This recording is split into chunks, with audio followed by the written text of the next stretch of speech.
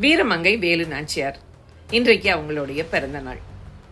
ராமநாதபுரம் ராஜாவுடைய மகளாக பிறந்தாங்க வேலு நாச்சியார். அவங்க சிறு வயசுலேயே வில்வித்தை, களரி, ஹார்ஸ் ரைடிங் இதெல்லாம் கத்துக்கிட்டாங்க. அவங்களுக்கு நிறைய ஃபாரின் லாங்குவேஜஸ் தெரியும். உருது, பிரெஞ்சு, இங்கிலீஷ் எல்லாத்தையும் கத்து தேர்ச்சி அடைஞ்சிட்டாங்க.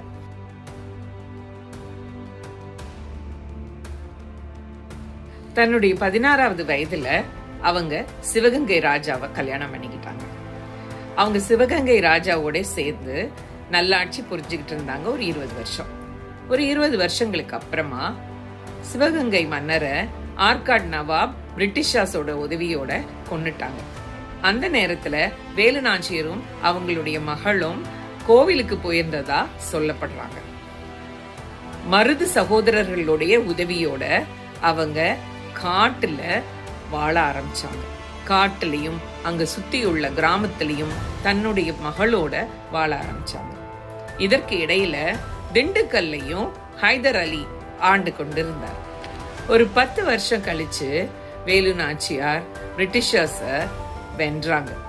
வென்று ஆட்சியை கைப்பற்றினாங்க.